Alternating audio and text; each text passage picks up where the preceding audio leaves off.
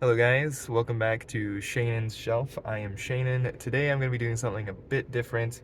The thought was pretty much I've been to actually majority of the states in the United States, and I've been to bookstores in a number of them as well, but I was thinking I would give myself a challenge. I'm not giving myself a time frame for this challenge. That is essentially to go to a bookstore in every state, all 50 states. This might take a while, but I figured I could do it over the course of years. The only reason I think I might ever have to abandon it is if I end up moving overseas for some reason, which isn't likely.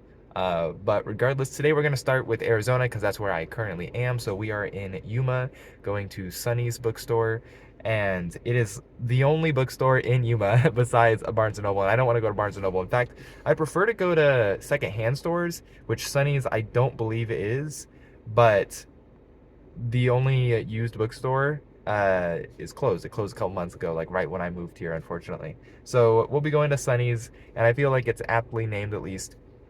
And it's 97 degrees right now in September, as time of me recording this. And Yuma is the sunniest place in the United States to get about 4,000 hours of sunshine every year. There are a lot of snowbirds. They're starting to come now. It'll blow up here soon.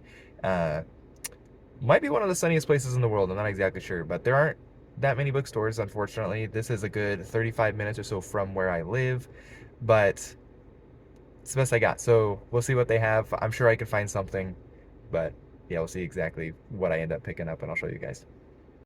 Hello guys, welcome back. I guess it hasn't been like any time at all, but this is what I ended up picking up. I actually did talk about it just for a second in my monthly update. This is White Noise by Don DeLillo, or Don DeLillo, probably DeLillo, but I don't know exactly. And it could be DeLillo, I suppose. You never know. And Sonny's bookstore was a new bookstore. It was actually quite small. Little disappointed again we don't have any more in Yuma County. So with this series, I want to find 50 random books. Hopefully books that I already kind of have on my TBR, so I don't have to throw a wrench in there too much. Because this is not something I was planning on reading. And to be honest, like spoilers, I didn't enjoy it that much. And it was okay. I'll talk about that more. I guess do let me know with this series how much you want me to talk about the state or the bookstore in general. Sonny's Bookstore was a great name. Yuma, there's not too much to talk about. I mean, it's Yuma, I guess. Right on the Mexican border, right on the California border as well. Kind of all me around here. And then, like, how much do you want to know about Arizona generally, though? This is a booktube channel, but I know I would probably be interested in hearing some of that stuff, especially if, it was in a country that I don't live in and stuff like that. But there's also a big chunks of this country that I've never lived in. I've not lived in most of the United States, even if I have lived in several states, and I've been to most of the states. So also feel free to do this challenge yourself in the United States or whatever country you're in. I think if it's possible, I think it would be something I would be interested in watching. If someone ends up doing something like this, tag me and I'll watch. And then yeah, I mean we'll see. I This is gonna take me a long time. I am hoping I should be in California in a couple weeks, like 2 weeks from now, pretty much, to see my visit my wife's grandpa who lives there. And so I should be getting a second bookstore then, but I don't know how long it's gonna be till I get to a third bookstore. I'm not exactly sure. If I move sometime relatively soon, which I'm kind of hoping for, hopefully it will put me in a state that obviously could be a third state, and then hopefully it's maybe a state. If I don't, especially if I live east of the Mississippi, the states are a bit smaller, easier to get to other states. I guess I could do vlogs. There's not a whole lot to look at. It's super hot here, and it's over 100 degrees. It was 90 something degrees for a few days when I recorded this a few weeks ago, and it got back up to the hundreds. It's still over 100. It's really frustrating. I don't like it. It's too damn hot. Where I lived in Arizona before was constantly a good 10 degrees cooler than it is here, at least pretty much. But either way, and it was way prettier too. I was pretty high elevations. I can show you guys a picture of that. I'll throw a picture up. I was in Gila Valley in Graham County, Arizona before, and in the shadow of Mount Graham, and it's like 10,000 feet up. And now I live in Yuma County, and there are mountains actually that I have to cross to get to Yuma, and they're about 3,000 feet. which is tall in some areas, but it's not very tall in Arizona.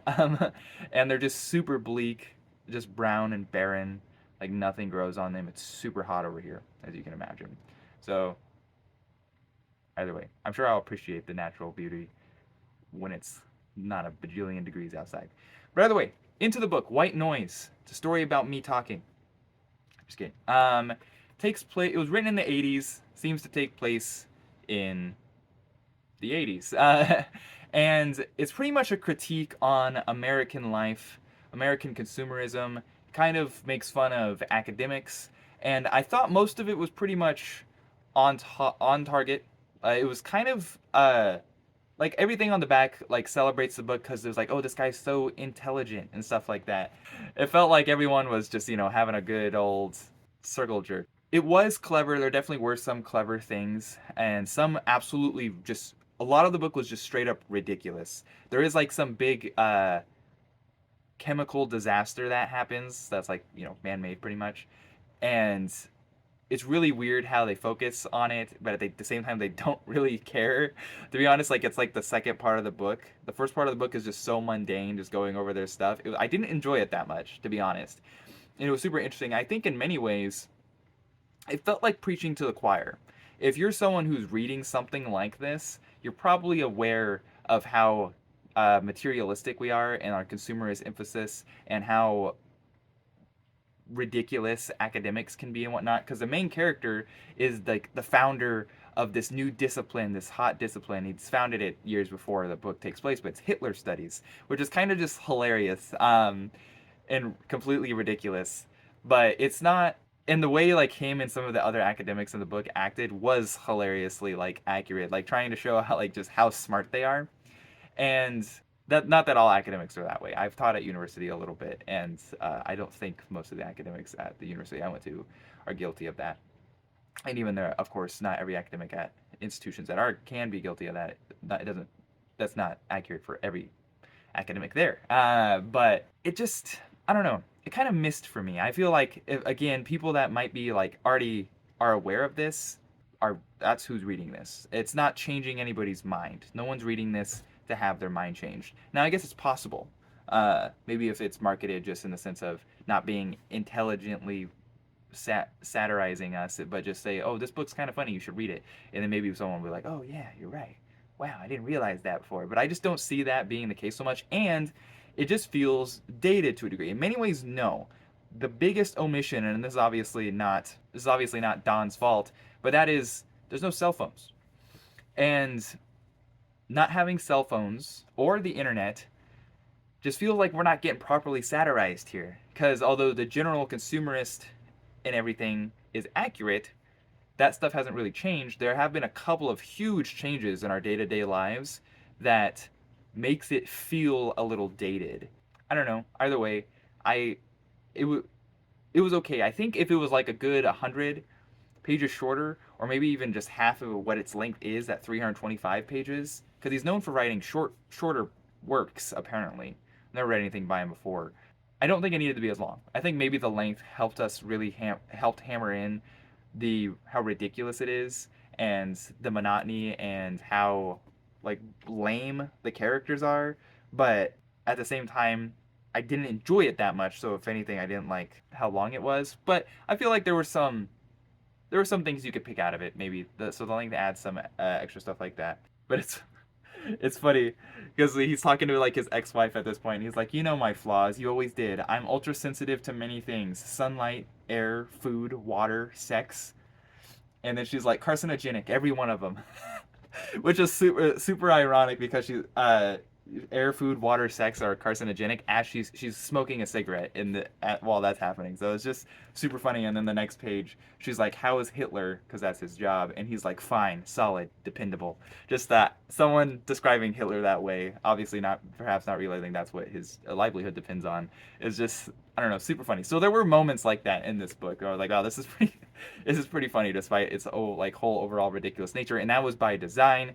But again, overall, I just didn't enjoy myself that much. But either way, that is Bookstore 1 of 50 down, and hopefully I'll get to California video out to you soon. Hopefully, I find a book that I can read pretty quickly. I think that's something I might aim for is if it's not a book that I don't already have on a list. I'm gonna try to perhaps, if it's a random one I'm grabbing, like here, I'm gonna try to make sure it's one that's not too long, so it doesn't take too long, especially in case I don't like it, or at least so I can get back to the ones that I had planned to read.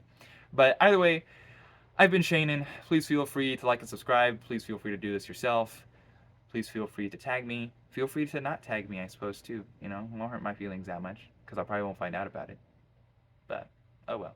Hopefully this series is semi-consistent. But I'll see you guys next time. Have a good one.